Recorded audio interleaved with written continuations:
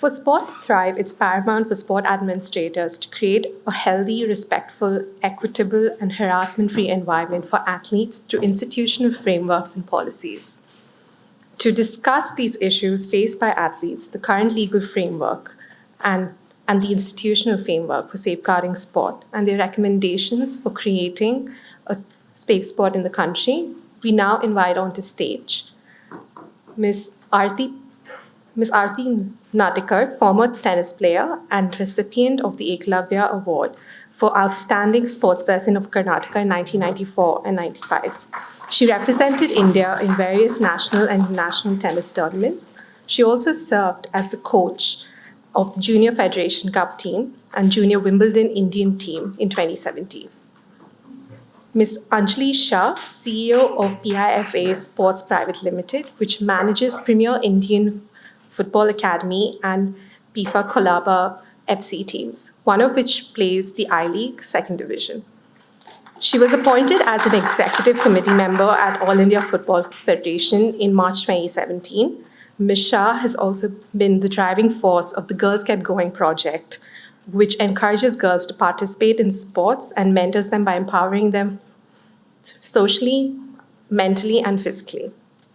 We have Ms. Sanjana Kiran, high-performance sports psychology expert to elite international athletes, elite coaches, and a consultant performance psychologist to multinational corporations, entrepreneurs, medical students, and performing artists. Ms. Kiran is a torchbearer and ambassador for athlete psychological safety and coach mental wellness campaigns. We have Mr. Tarun, assistant professor at Gujarat National University, Gandhinagar. He has completed an LLM in Constitutional and Administrative Law from GNLU and is currently pursuing his second LLM in Sports Law Practice from De Montfort University, Leicester, United Kingdom. Through remote appearances, we also have Mr. Rustam Sethna, member of the sports law team at Mills and Reeve, with a focus on sports disputes and regulation. Mr. Sethna has experience in representing athletes, clubs, governing bodies, player associations, agents, and administrators in contractual, employment, disciplinary, ethics, anti-doping, and selection disputes. Most recently, Mr. Sethna was a part of the regulatory framework for sports integrity, an independent disclosure and complaint service for Olympic and Paralympic sport. Our moderator for the session is Ms. Manuja Veerappa, Assistant Director of Times of India. She's a sports analyst and a copy editor with over 18 years of experience with specialization in hockey and cricket. She also writes on issues related to human interest, art, and culture. Thank you.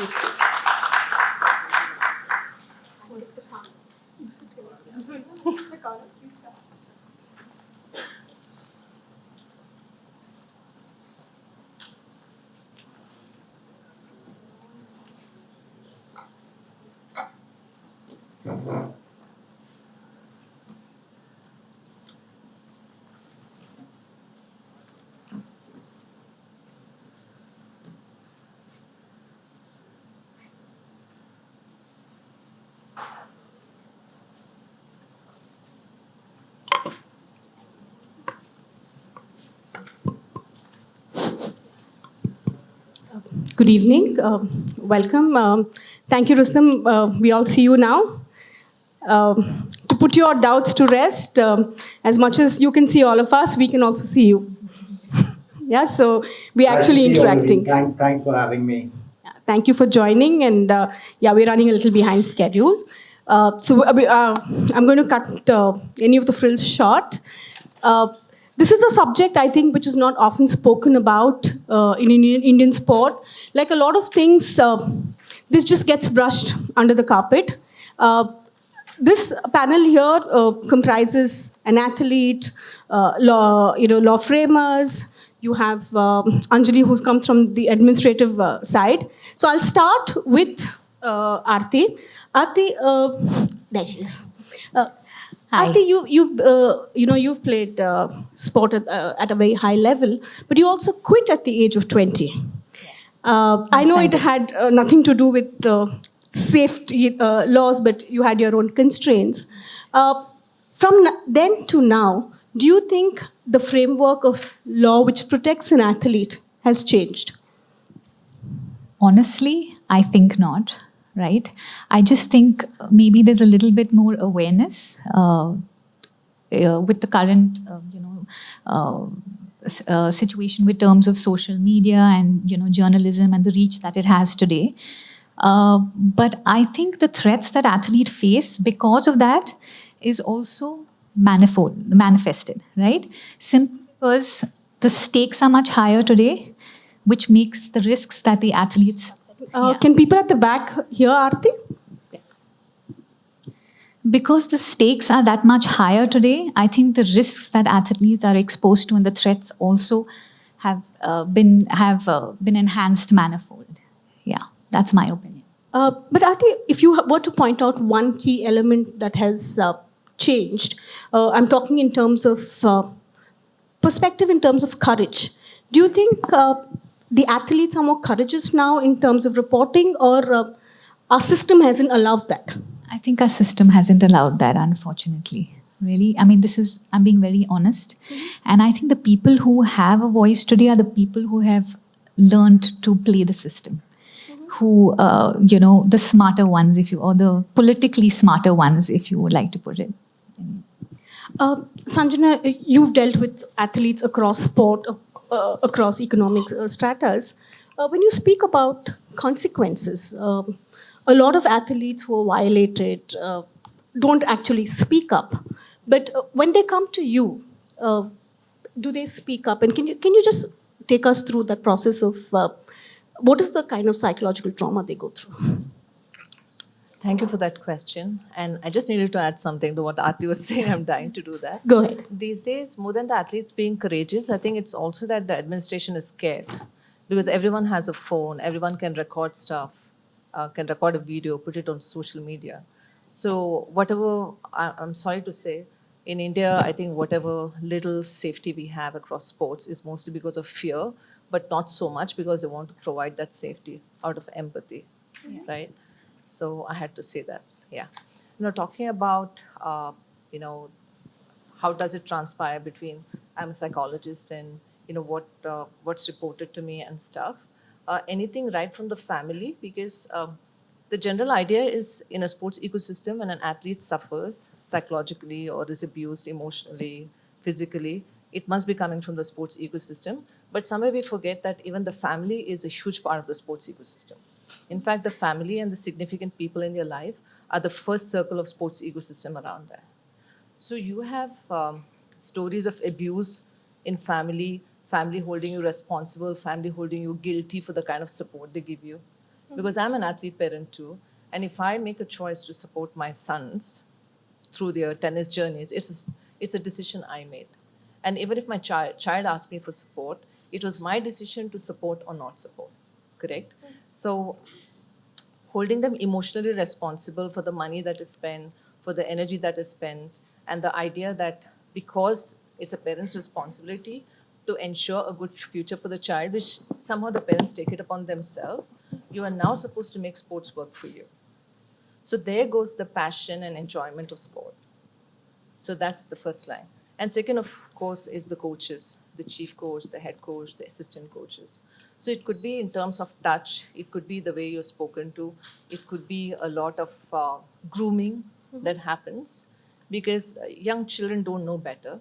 And the way you've been treated and whatever's done with you is seen as something that is okay. You're expected to be comfortable with it. So, do you have junior level dropouts because of the fact that they can't speak up? Plenty. And mostly with girls, because girls attain puberty sooner and they understand their bodies are far more faster than the boys do. Correct? So, all this touching and of course you go through sensations, right? For example, when a rape happens to a young boy or girl, their body responds to it. Emotionally, they might not respond to it, in terms of feelings and emotions, but biochemistry is such with touch to human body that your body will respond. Correct?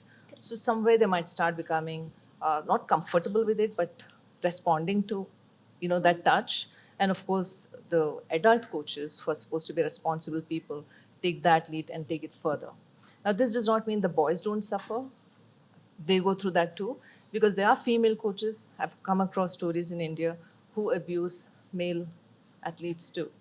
So I can't share a lot of stories, but one of the stories I can share is where this 19-year-old boy, one of my clients, was kind of relating to me the incidents, or when I was discussing on the performance routine of that young person, having intimate, what to say, some kind of physical activity with the coach was an important part of the performance routine, so to say. Was that drilled into his head? Yeah, for many years. And that was to release the tension and anxiety he has so that he goes into the contest calmer. I'm sorry, it's difficult to talk about these things. Yes. And when a male coach is teaching a female athlete, for example, you could be a water sports person. So the coach and you are inside the water. So, touching you, squeezing you here and there, all in the, garb of doing that. Or governance, people from governance and administration asking for some kind of intimacy as a way for selections, as a way of funding your transport or whatever that might be. So there's just too many stories to talk about. And there's that abuse that happens as a punishment too. So even if before you go into a contest or competition, you kind of know that if you didn't do well, then you have to face the wrath of this trauma. Correct? And the list is endless. And this is not just in elite sport or intermediate sport. Things as such start as early as grassroots. So there's a huge price to pay, and mostly it's done out of innocence. And of course, there are those who play victims. As much as there's abuse, there are those who play victims as well. There's misuse of this. So if they're not selected, especially for women athletes, it becomes very easier to play the victim card. I'm sorry to say that. That when you're not selected, then you want to talk negative about the coach. And as a psychologist, for me to actually understand so that I don't judge them wrongly, that really here someone's playing a victim, I have to go through many rounds of consultations, understand, and then help them understand that what they're doing is not just going to harm them, but harm somebody else as well. And, and there's just too many to talk about. Anjali, there's a pertinent question on trust here, and from an administrative point of view, administrators are not often the most trusted people, and athletes, for good reasons, are very guarded, and the fear of losing their place in the team or being isolated happens. How do you, as an administrator, cope with that, and especially since you extensively deal with female athletes who come from tier 1, tier 2 cities? So basically, being an administrator, you have to toe a real fine line over here, because you have to recognize what is acceptable and unacceptable, and you have to make sure that the people who you work with or people who work for you are actually answerable and accountable for their behaviors. So I basically believe the person should come before anything else. Anything that hampers the person's continuation with the sport should not be compromised. And we ourselves set very waterproof codes of conduct for people who we work with. Also, like, different people have different perceptions. A lot of people from old school think there are a lot of things that are normal, acceptable behaviors. A coach putting his arm around a girl and, asking the girl to come sit on his lap or stuff like that. But we have to be very, very clear about what is acceptable and what is not acceptable. And as an administrator, I make sure everyone who's involved, all the stakeholders who I work with, are on the same page. And everybody knows exactly what is acceptable, what is not acceptable, and how they will have to pay for it if anything goes wrong. Anjali, sorry, just to add to that, it's just wonderful to hear that as an ex-athlete, as a coach, and it's heartening, really, and hats off to what you're doing. So. See, the thing is, someone has to stand up for players and women in India especially, because we have to realize, I think now sports has become a getaway for girls who are trying to avoid an early marriage, working in conditions they don't want to work in. So first of all, they get away from all of that. And then when they come into this ecosystem, if they have to deal with this all over again, it just completely defeats the purpose of why they have come into sports. So I think someone has to take a stand and stand up for these girls and for these athletes. And I think that's the only way more people will come into the sport. And by the sheer number of more people coming into sports is when I think sports in the country will improve. Absolutely. Tarun, one of the common factors that all the three ladies have spoken till now is about the socio-economic system prevalent in India. How much does that affect a safe sports concept in India? First of all, good afternoon to everyone and thank you for having me. And before I come to that, Manuja, I'm going to speak about two things, which one Sanjana mentioned and of course Arati mentioned about the seriousness towards sports. Today we are here to celebrate the future of sports. And unfortunately, we need to have a discussion on safety in sports, which should actually be the essence of sports. In legal language, we say that there are things which are part of the basic structure of the constitution. I believe safety of athletes, safety of any kind of stakeholder in the arena of sports is a part of the basic structure of sports. What Sanjana mentioned about the physical intimacy with your coach, I'll give you a personal example. When we were growing up, and I grew up in Dehradun, which is has a sophisticated sporting environment. Our seniors, a number of time our coaches used to tell us, and these were all rumors is what I believe now. I don't know how much of it is true, how much of it is, when it comes to medical science, it's proven. Our coaches, our seniors used to tell us that having sexual intercourse before a match, a night before a match, is done in with the English Premier League's players. So it's nothing bad. You should actually have it because it helps you with your adrenaline rush and all of that. I don't know how much of it is true, but when you put that kind of seed in somebody's mind, it becomes very normal for him or her to accept and to go down to that level where the fitness regime has sexual intercourse with your coach because it's been already told to you. Now, there are two problems, and I want to answer your question in two ways. One is the attitude problem, which Arati very well mentioned, and I think we've been speaking about it for quite some time. Just a session before, Toshan spoke about the next generation sports like parkour and BMX. But traditionally, like if you talk about traditional sports, we haven't given sports the kind of respect it deserves. And when you don't respect a particular entity, you will never work towards its betterment. Though the conversations have now come in maybe in the urban area, but unfortunately nothing has been done at the grassroots level.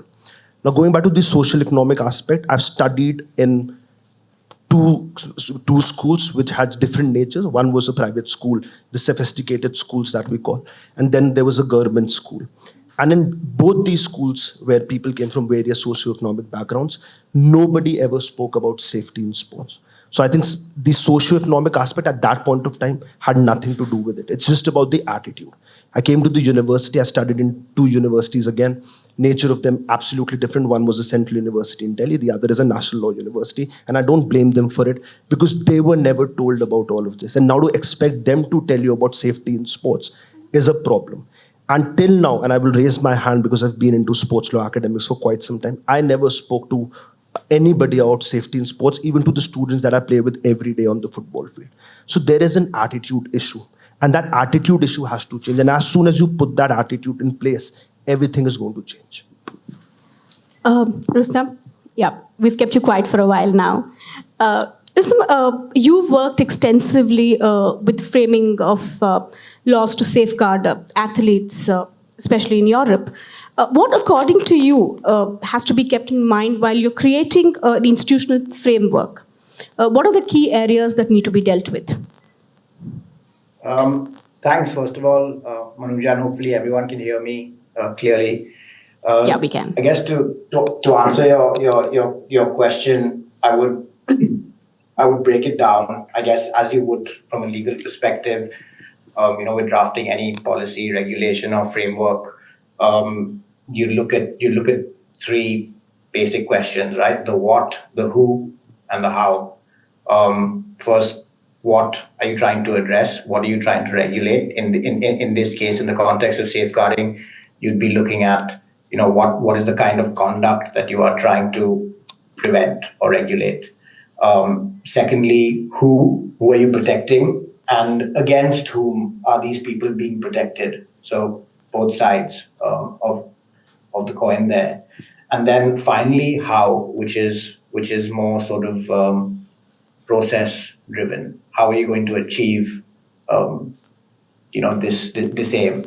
And to sort of draw from my experience and to give you a practical example, as you said earlier this year, I was involved with setting up an independent disclosure and complaints system for the UK's high performance system. So that's for athletes and governing bodies that were funded by UK sport. So essentially, the elite, the elite level of those preparing for the Olympics, etc. And obviously, whilst I agree, I think Sanjana made the point that safeguarding should be for everyone, from grassroots to elite and everything in between. This was somewhat unique in that it was only available to those within what they call the high performance system.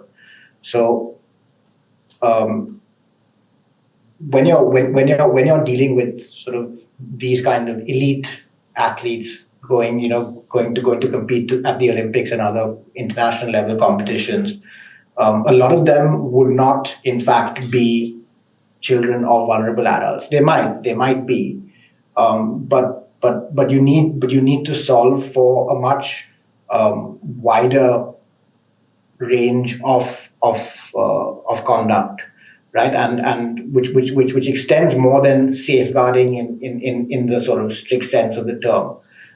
So to answer the what were we trying to regulate? We had come up with the term, and I think again,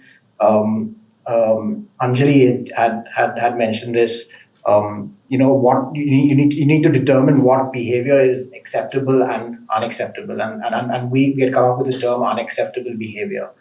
And that is a broad term.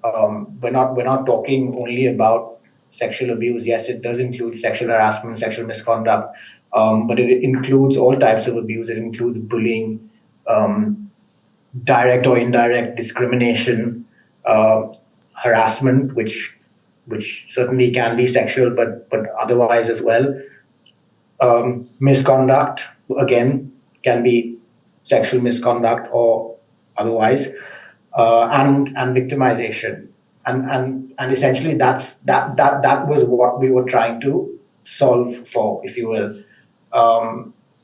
And similarly at the same time, it's equally important to carve out what it does not include. Again, Sanjana highlighted the misuse of these kind of processes. So is it just what we call a personal grievance?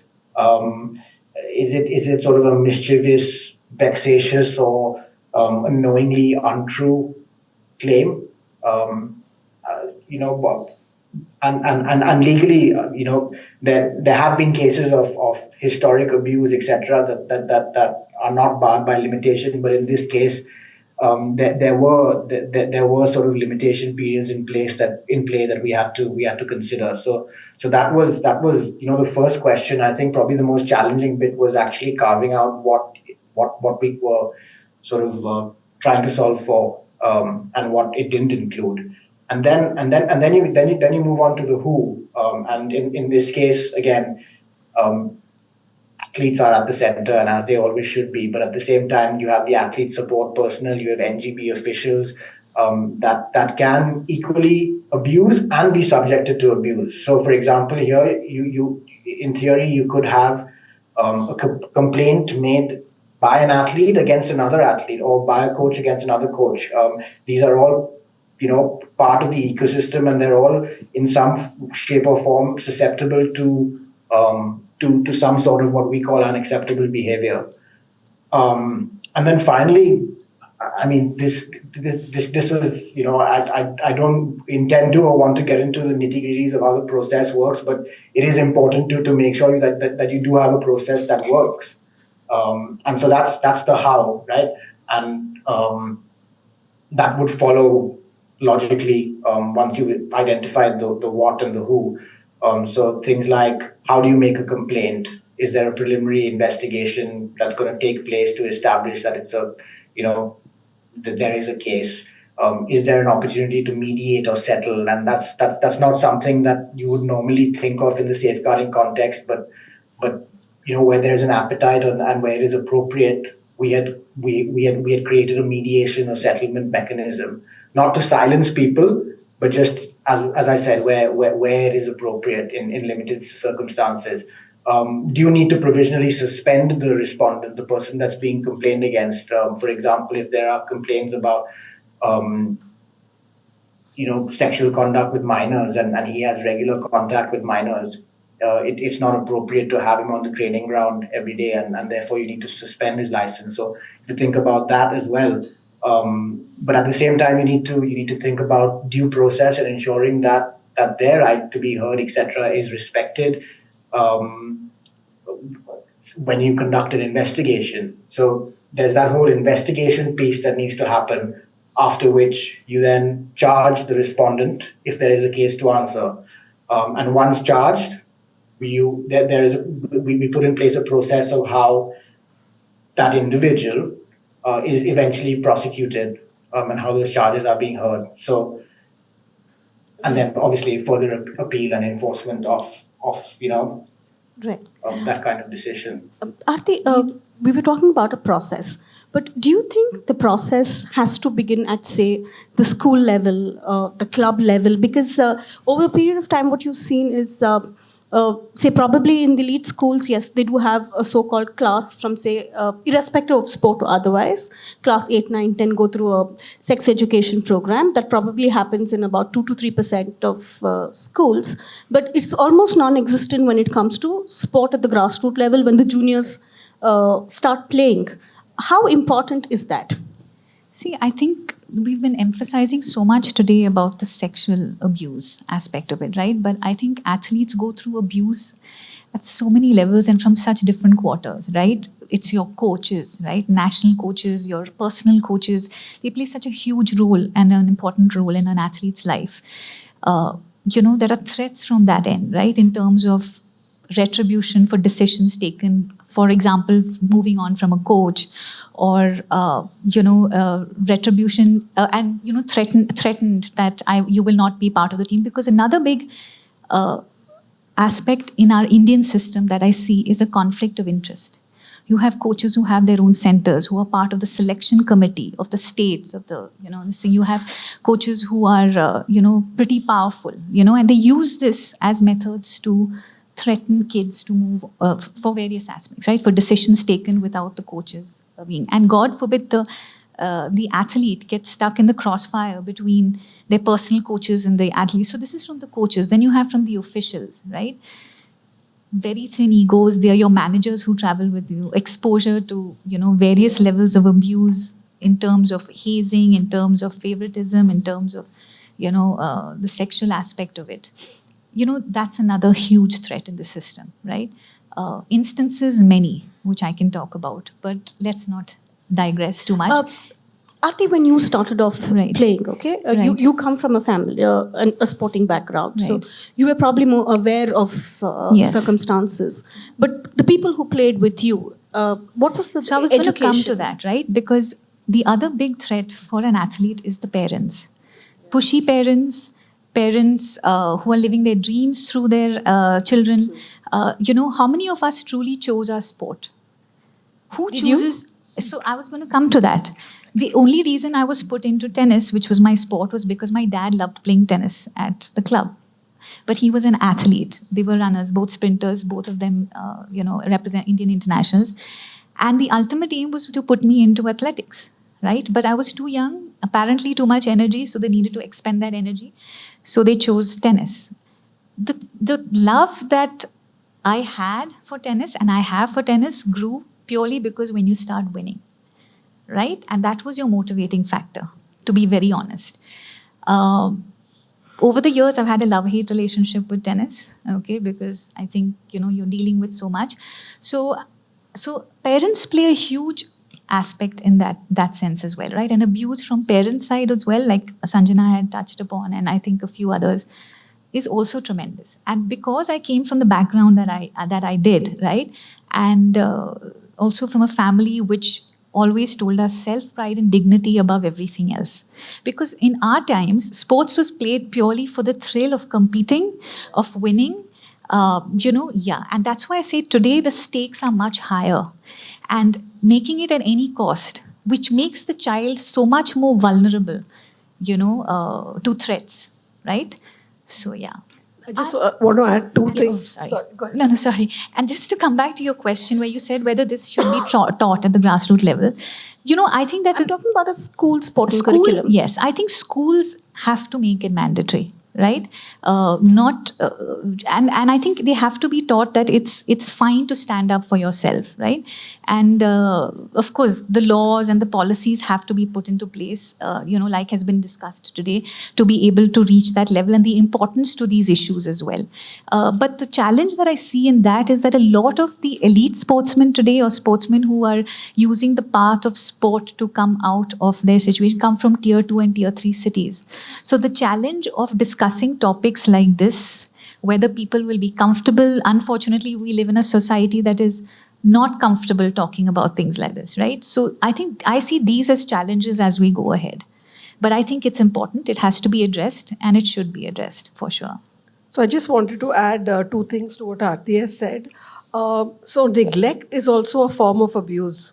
If players feel their needs are being neglected, like if there isn't a changing room for girls at a place or a toilet for girls at a ground, that is neglect, and that is also abuse.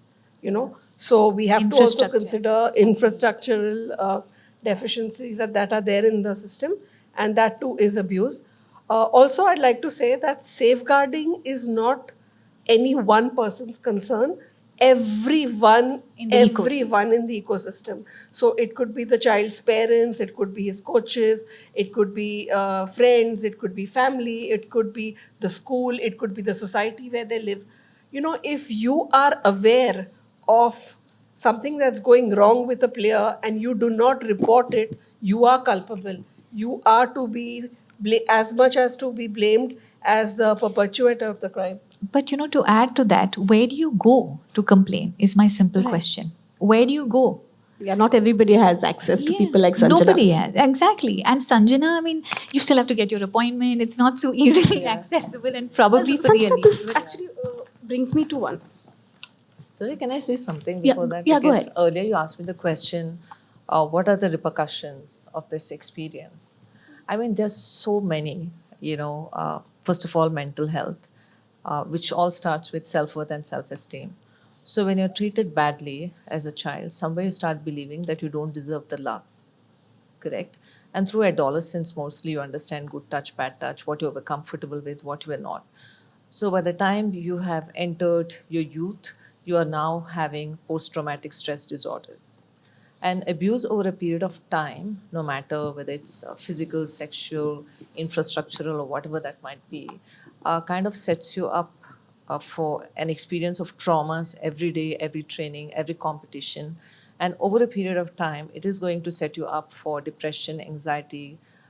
It could be a trigger to some kind of a dispositional mental ill health you might have, because all dispositional mental ill health do not have to show. Now, the stats across the world is out of every 10 young people, adolescents, 4 or 5 will experience some kind of mental ill health. It could be some form of depression or anxiety. That's today's situation. And then in sports, we see at least 8 or 9 out of every 10 adolescents from the development to intermediate to the elite level, experiencing some kind of mental ill health.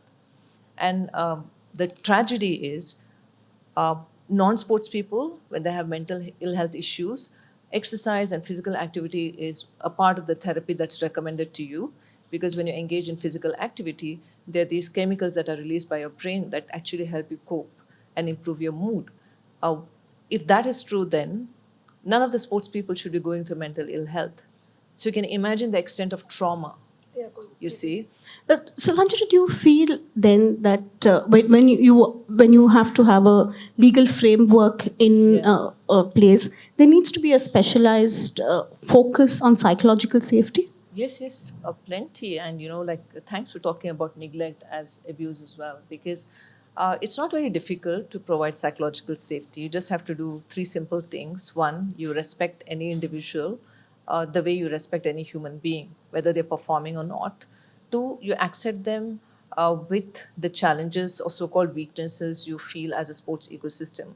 The whole idea of sportsmanship is somewhere lost in today's day and age. In most countries, and especially so in India, it's become very outcome oriented in achievement. It's winning at all costs to a point that children are told that you can't fall in love.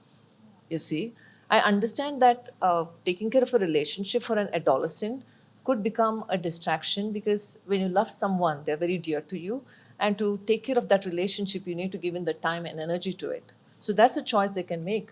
But you don't go out to training or on travel to decide that you're going to fall in love, you see. So, right to that element of emotions, it's taken care of. Now, in terms of safeguarding, right, the question is where do we start?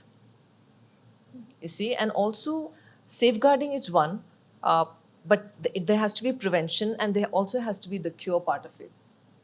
So when we come to know that, for example, since we are talking about coaches, if a coach has been not behaving properly, to assume that this person is doing by choice is wrong. It could be a personality disorder. So perhaps that this individual needs some kind of counseling, some kind of treatment. So do we have that in place?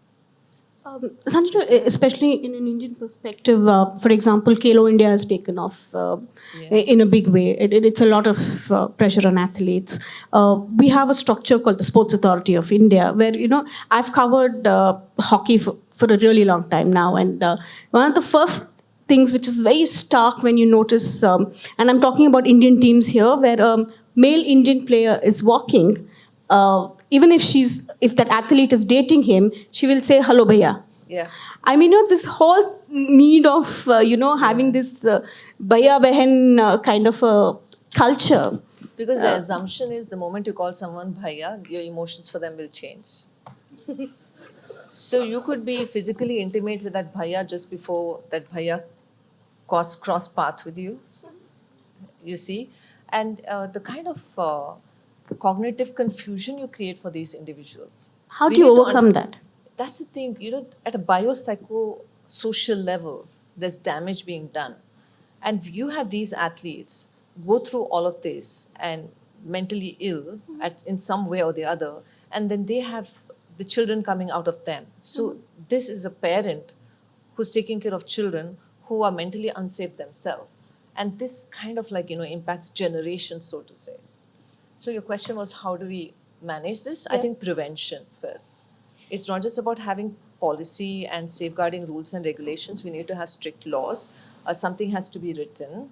People don't like to be told, but it's important to have conversations. It's important to ask everyone, even though they're the perpetrators themselves, what can be done. Because I want to believe that in some ways there is wrong, understanding of certain things, like how you're mentioning that, having sex, let's call sex, no? So having sex before a competition is good for you because someone in the EPL is doing it and it's helping them, for example, correct? So we need to have open conversations, education, awareness, and some tools to manage. Because, and it's trickling from the top, you see, because if the central government is giving you funds, then they understand the language of medals. They don't understand the language of effort. So if I give you 100 crores, I need that many medals at the Olympics. Now the entire ecosystem is behind creating those medals, because if they don't show medals, then the next round of funding doesn't come. Now how the funds are used is another story in itself, correct? So I think a lot of conversations even before education, because understanding the fabric is important, and some athletes could be okay with it. I've come across athletes in India who are okay. They don't see sexual abuse as sexual abuse. For them, it's like, if this is going to further my career, if this is going to give me a future, especially female athletes for that matter, they're okay with it. And, They're willing to pay a price for the medal they win. And when I try and educate them that what's happening is wrong with them, even after that understanding, they're okay with it because they know that at least with this I have a future. Without this, I might not. So when we come up with safeguarding policies, where do we fit this? How much is too much? How less is too less? And when does it become a problem? For me as a psychologist, as long as someone in India is 18 years and below, I kind of decide whether what's happening with them is right or wrong. But the moment they are one day above 18 years of age, if that athlete is okay with it, then I have to be okay with it. Yeah, it's a choice, I think. Yeah, and then I could be the abuser. Just because I'm a psychologist does not mean I'm not abusing my athletes. So the sports scientists can also be abusers too. Absolutely. And So I think an important aspect in this whole cycle is the punishment. You have to see that the punishment is given and proper punishment, right? And the question is punishment the way? You know, the thing is, like you said, fear is the only thing that is probably having some effect in this thing. Whatever works, right? As long as you're protecting our people is what I would say. I mean, I don't know. Yeah. It I may think it's a sound shift very- in values that we need. And all of that starts with sportsmanship, I think. I very strongly feel so. Because the various sports ecosystems I work with, I work with most of the top 10 Olympic countries in the world. And I also work with third world countries. So when I don't want to take names of countries. If I look at the comparisons, it's the sportsmanship. Where there's more sportsmanship, there's less abuse. Because winning at all costs somehow seems to be doing all of this. I agree with what you say, but unfortunately, the scenario today has changed. Sport has become an industry. Yeah. You know, so I think we have to accept few things and Yes, work I think this actually brings us to the point of legal education. This is something I think as common men, I'll speak for myself. Every time I signed a contract with a new organization I join, I don't even go through it. It's like 16 pages, 17 pages. So in a good space, you just sign without knowing what you're signing. I'm sure most of you all don't do that, but some of us do. But the athletes don't even, I think most of them don't even have the privilege. And if they do, they either don't read or they don't know how to read it. Rustam, I'll come to you. I know you are short on time as well. I want both of you all to address that question. Rustam, how does it work in terms of legal education outside India Well, for an athlete? I know. I mean, it's the lack of education. You know, dealing with complex. On the one hand, you know, I just spoke about complicated regulations and procedures, but the reality is, at the end of the day, the athlete needs to be able to understand and identify with all of that.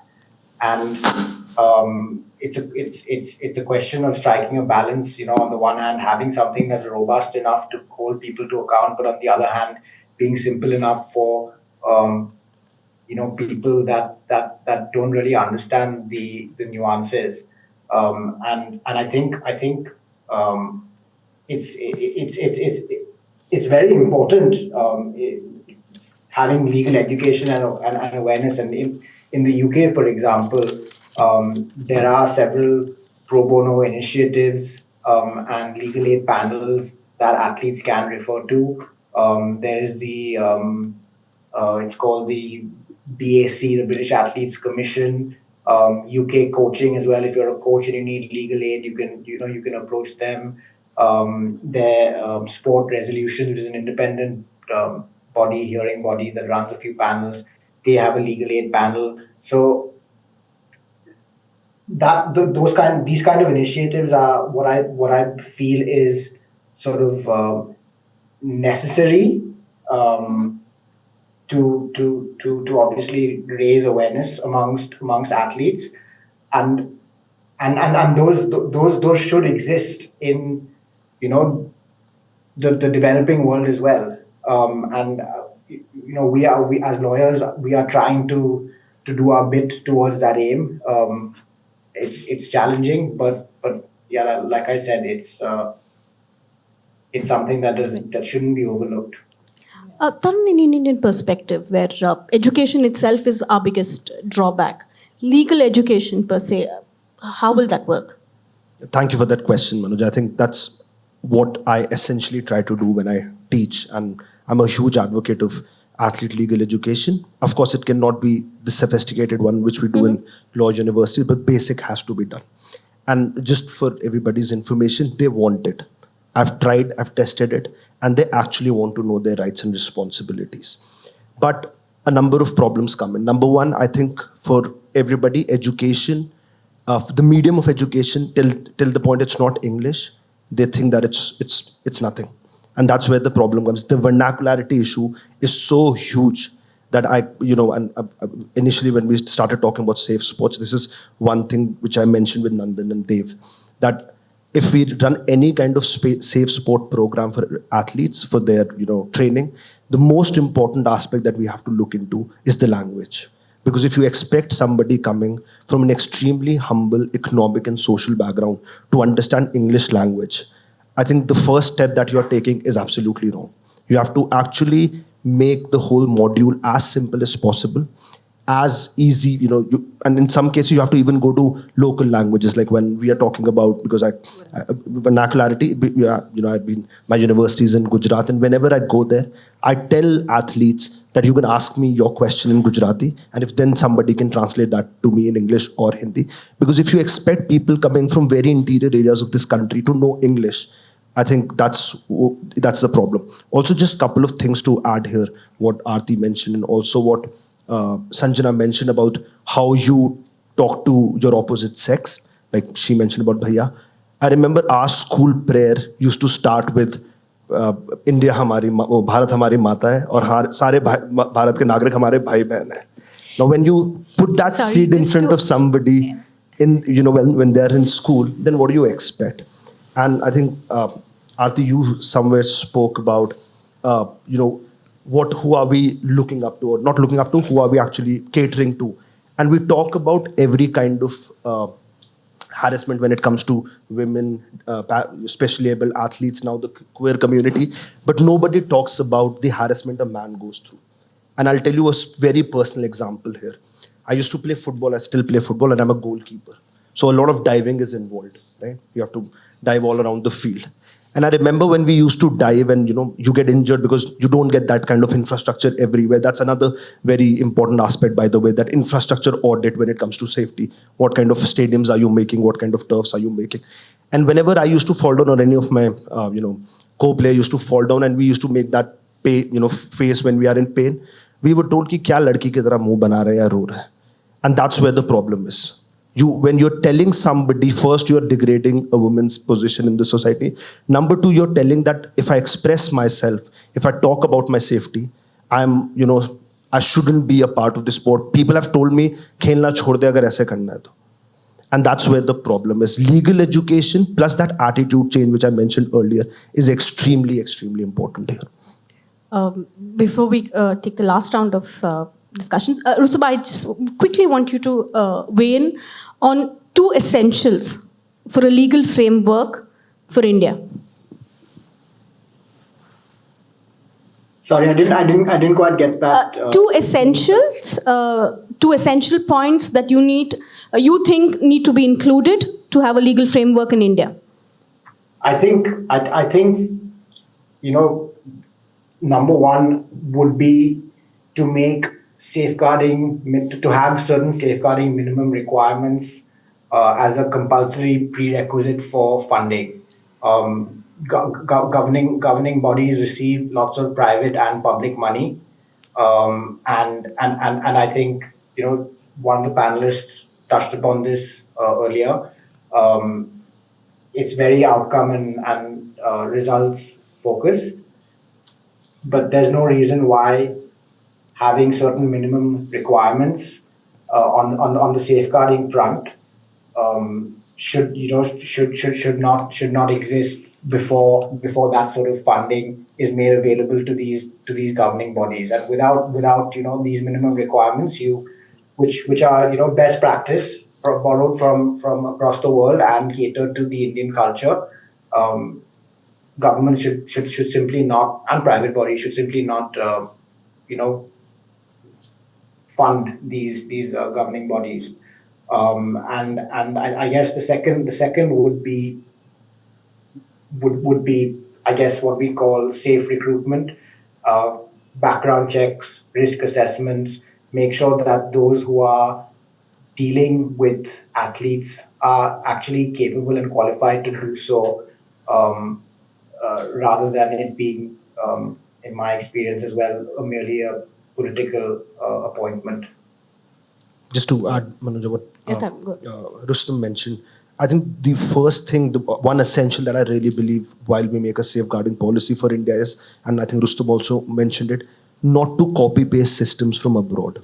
Because we are talking about an ecosystem which is absolutely different from Western nations where sport is very sophisticated. I think a huge mistake we make when we start copy pasting systems from abroad. We are actually catering to a very different socio-economic structure, and that copy pasting actually doing, instead of doing good for the society or for the ecosystem, it actually degrades it to a very bad level where you can't actually make repairs after that. Just want to add Yeah. something. In terms of football, FIFA has made it compulsory for all member associations to have a safeguarding officer. And I think AIFF has already brought someone on board.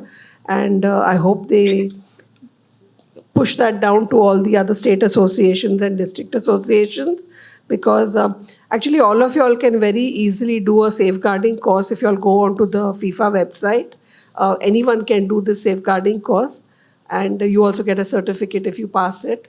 So Anjali, but as an administrator, Yeah. if you were to put in one legal clause in the framework, what would that be? as a club administrator, As an administrator, in a sporting framework, what is that one change you would want to see, or something that's included? I would definitely want to make sure the person doesn't have any case or anything against him, with him or her, with regards to any safeguarding issue.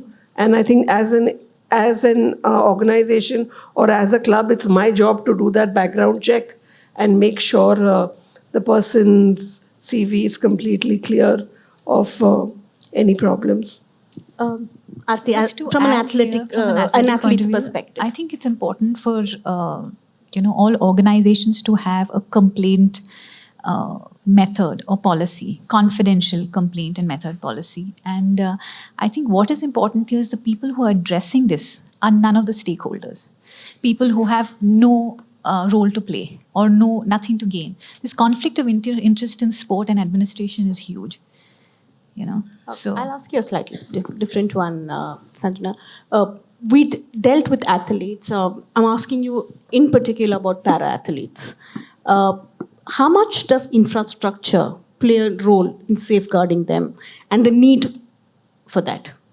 A lot more, because they're a lot more dependent. Because when we talk about I would call them differently abled, because I don't like the term disabled, because they're not disabled. They're very motivated, talented lot.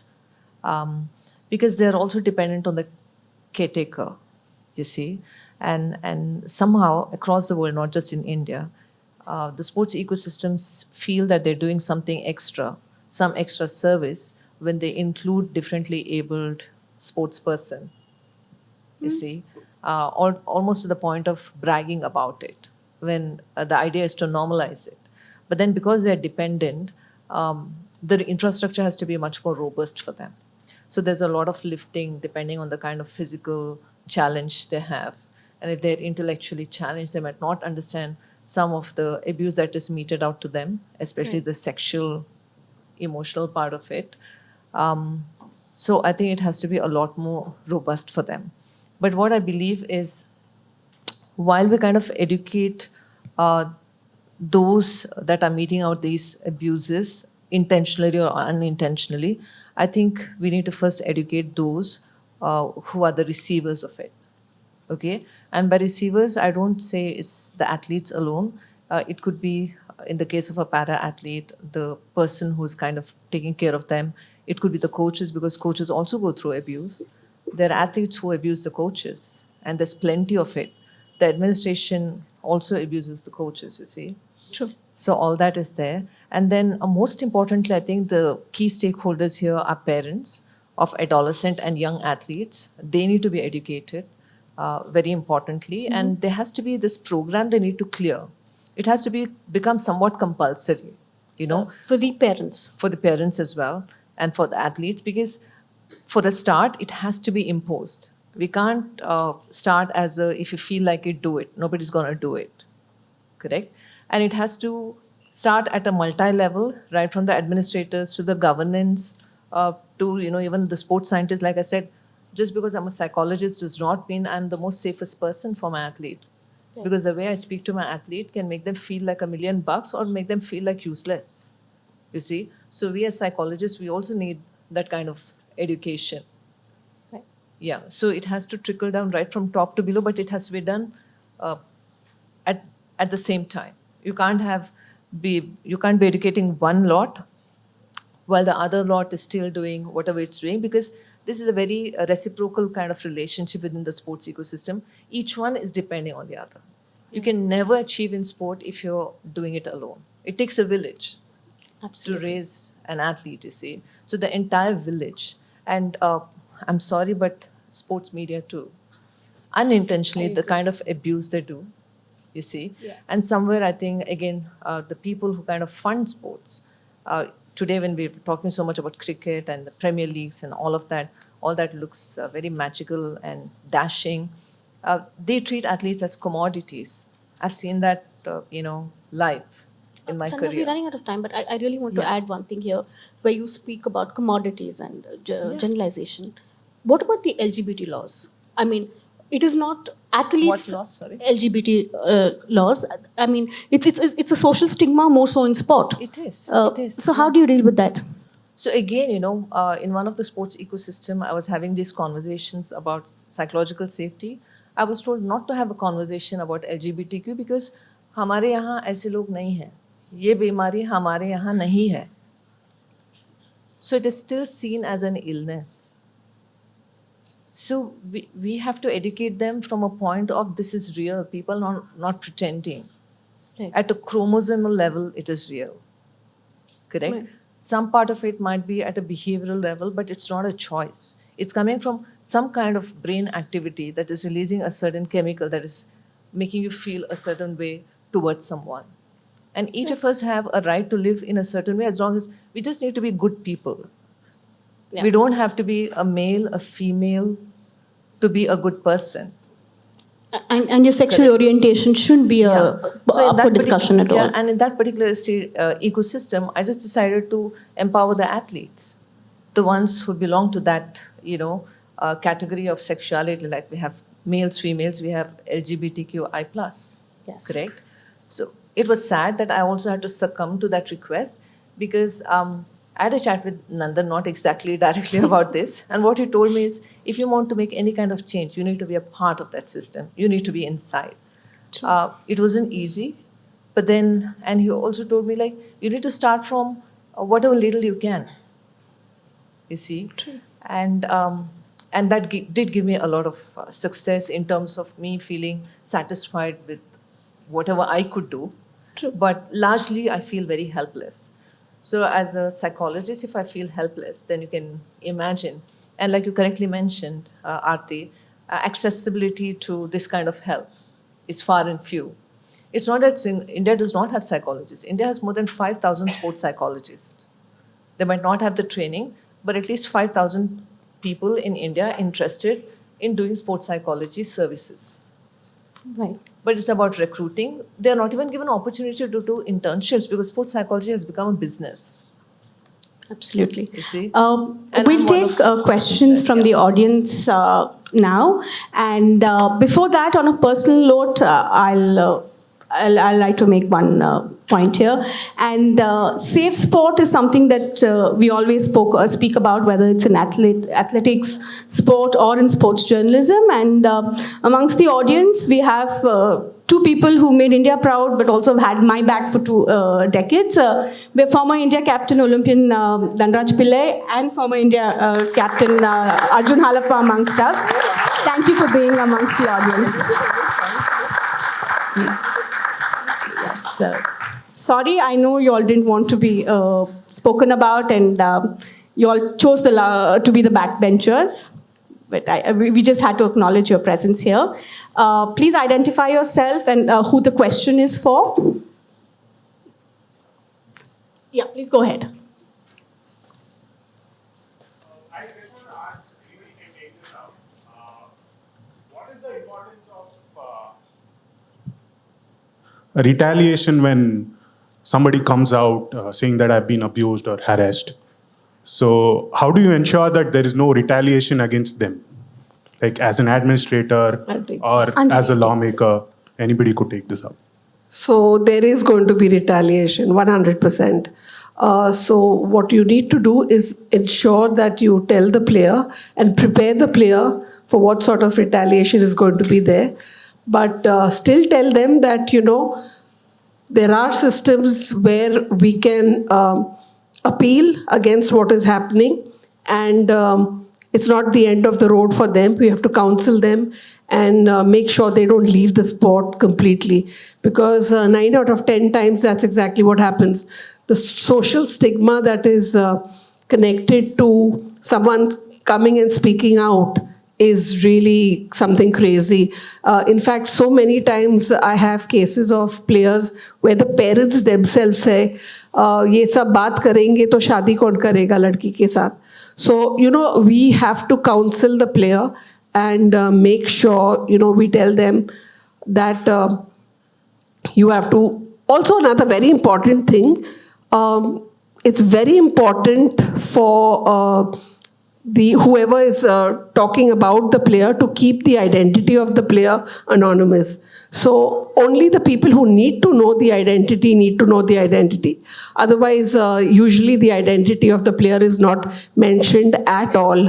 And that is the first rule, that even if there's press involved, they cannot ask for the identity of the player who has complained.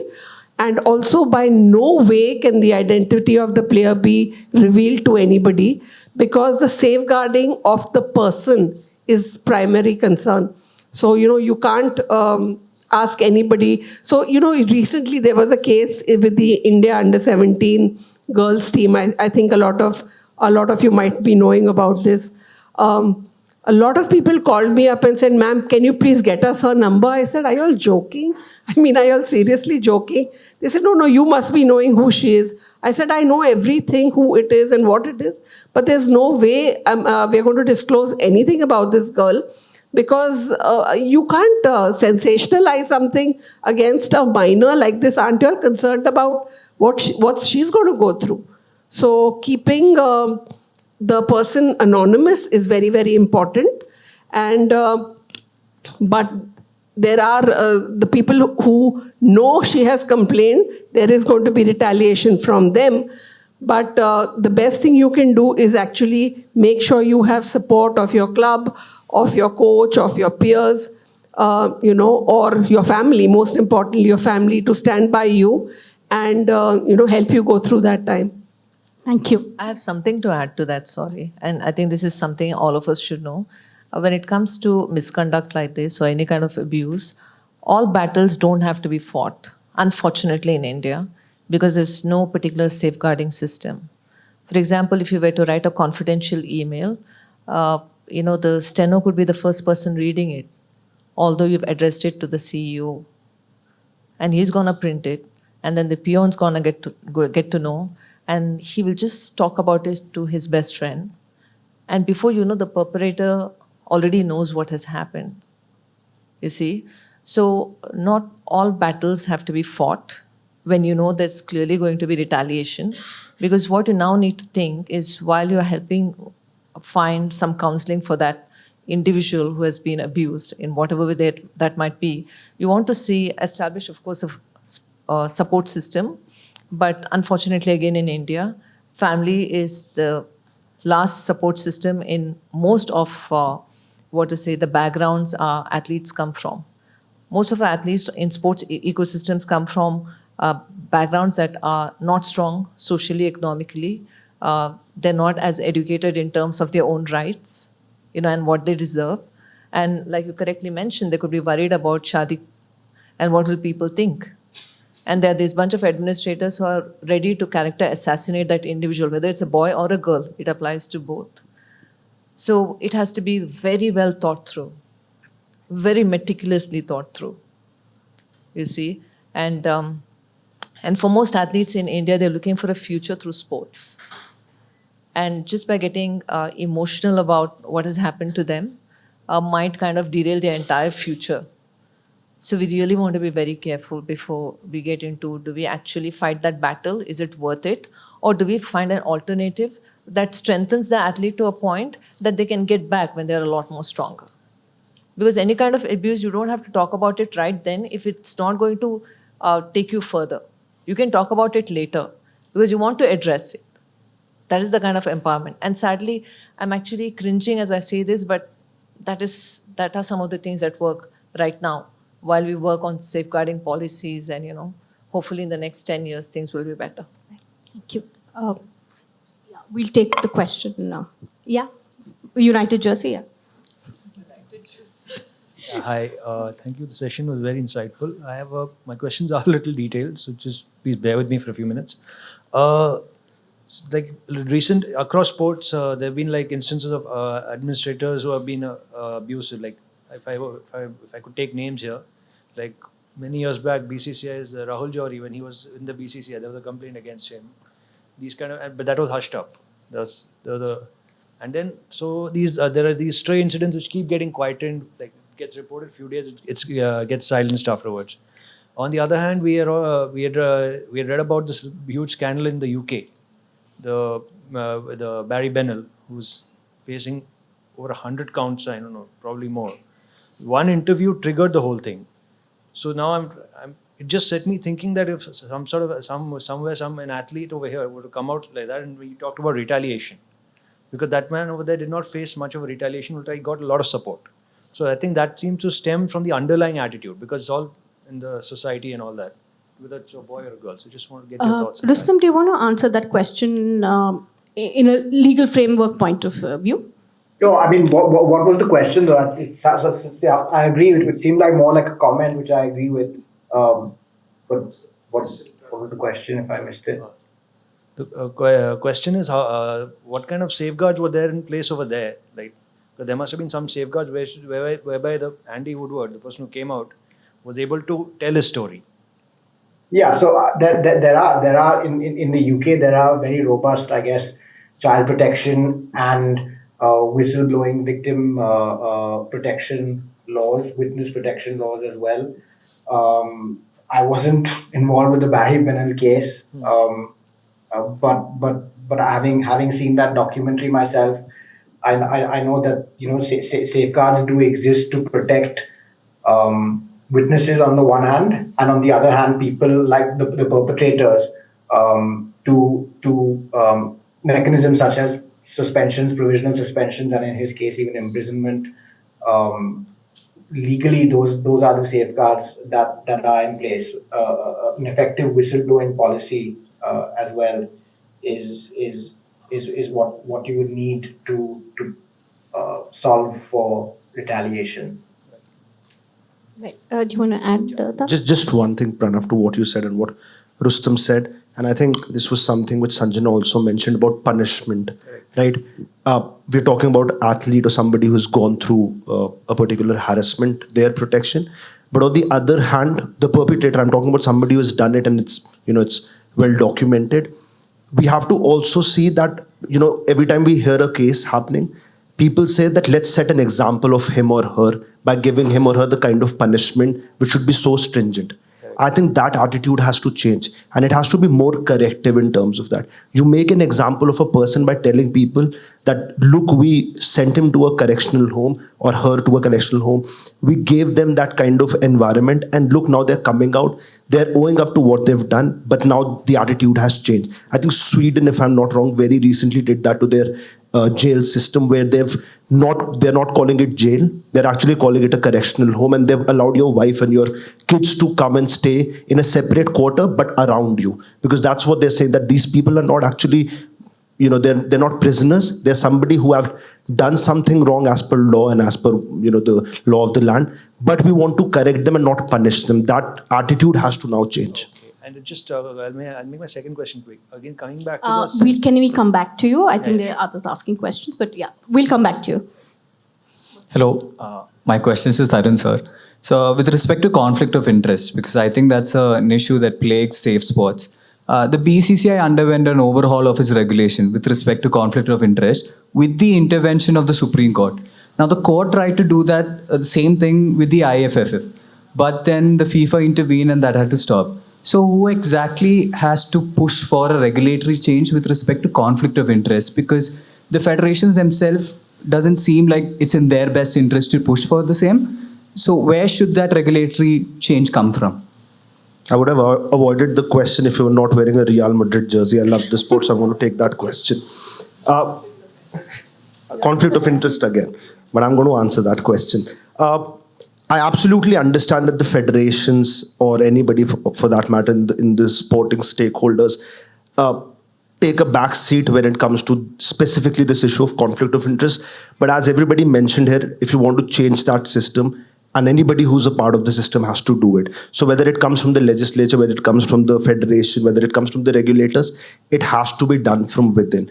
And one has to make sure that the office bearers that you have there, and it's absolutely difficult because at the end of the day, you're talking about human beings and you tend to fall towards one particular person or one particular entity.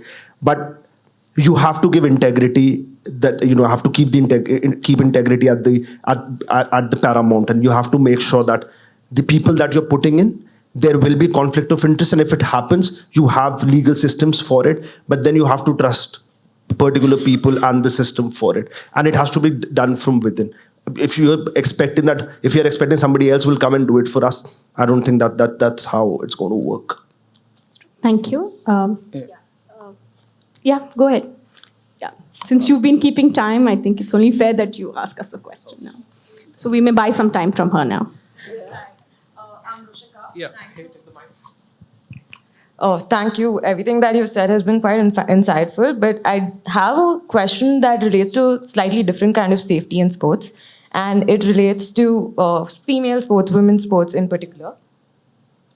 So my question relates to the understanding of maternity in sports, right? So what you usually see in the industry is that there's a lack of understanding when it comes to maternity, female athletes getting pregnant and the postpartum stages, which takes a toll on them. A lot of them are scared of getting pregnant. A lot of them are scared of their performance drops after the pregnancy. So that kind of safety, we don't really see it in sport. And do you think that's a conversation that should take place? Again, like a lot of them suffer from PCOS, PCOD because of the immense strain that's put on their bodies because of their training. So is that a conversation that should take place? Even with hyperandrogenism, Yeah. sorry, like that's a lot. Tarun should respond to it.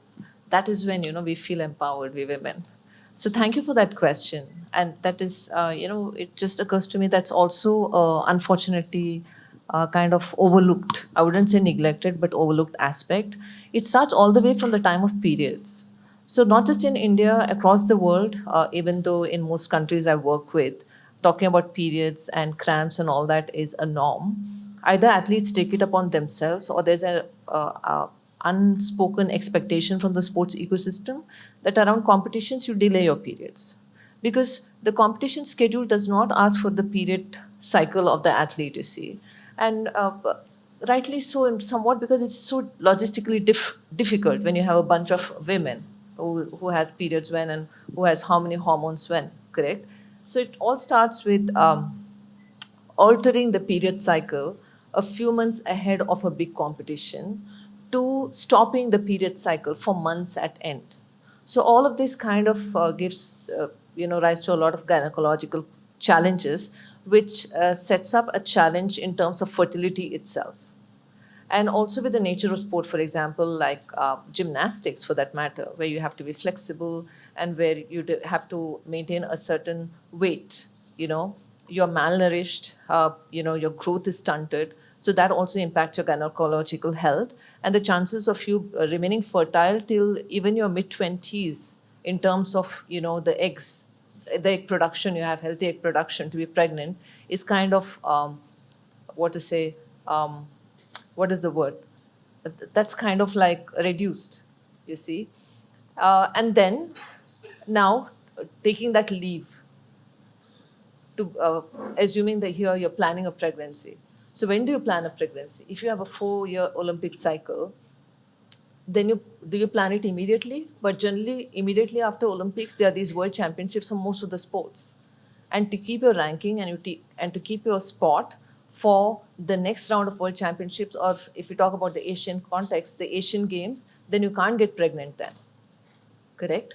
So, and then the fear, because again, you don't know how your body behaves after you're pregnant. Will you be back like a Serena Williams to do so much more, for example, etc., etc. So already these are a set of fears that are there. But then an athlete who is wanting to start a family generally is not the best athlete of interest for a sponsor, for selections, for even a female coach. If the males don't understand, you can still get it because perhaps they don't know, correct? This can be a female coach and just at every level. So that is assuming you are making a planned pregnancy happen. But then pregnancies do happen despite the best efforts to have safe sex, correct? It can happen. Then you now have to think abortion. And without stopping a heartbeat, you're just asked to जाके करवा के आ जाओ. एक nutritionist को आपके साथ भेज देंगे, आप ही चले जाओ एंड बोलो कि उनको बोलना कि कुछ नहीं लिखना, अब वो क्लिनिक है वहाँ पे पैसे दे देना, वो एक आधे घंटे का प्रोसीजर है, उसके बाद वहीं थोड़ा रेस्ट ले लो, आ जाओ. But make sure U turn up for training in 3 or 4 days. Without having the information के एबॉर्शन के बाद भी बहुत दिन तक वो पीरियड्स चलते हैं. So I don't even know where to get started with this. But here I think we again have to take it as a very, I think at a multi-level. And I think it's an individual level, right? I think the education, and I think it's the choice of the athlete. I think that is what is important. And it's not easy to make when someone decides an abortion for you. Yeah, no. So that's where I'm saying educating the athletes are very important, the female athletes. I think the awareness of what, the things that are involved with these aspects, I think is important. I agree with you, Arati. And then comes, okay, what if I don't get selected? No, true. What if I'm being down? So these are things that need to be touched upon and the athletes need to be educated on. And I think it's a choice that they have to make individually. It has to be individual. And then if something's got to go, unfortunately, for women who are at the crux of, do I take my pregnancy forward and I don't know how it's going to be? So something's got to give. Right. Sorry, we've run out of time. I couldn't buy time from her, sorry. But I think the panelists will be happy to take the questions offline outside. If you'll have questions, they're around here for some more time. Thank you, Rustam. I know we've stretched your time as well. Yeah, thank you people. You have a lovely audience.